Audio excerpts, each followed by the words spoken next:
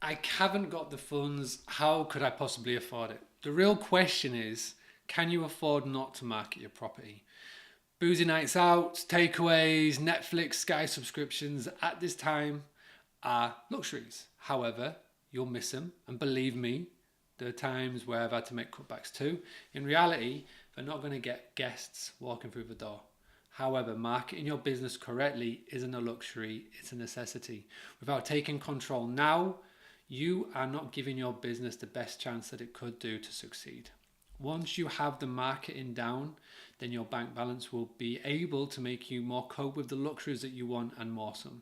At that point, you have to decide what's more important. Is it worthwhile to have your business stagnate at the level that it is? Or can you afford to cut down on a few extra luxuries to mean that you'll be able to afford this that will then take you to the next level? That's the decision I had to make when I was starting all of this out. When I wanted to take Boosie to the next level, I invested in the right people, in the right things, in the right training that has now helped me to become this right now, to be able to be put in front of you, this copy, these videos, this page that you're looking at right now. Hopefully you will make the right decision for you.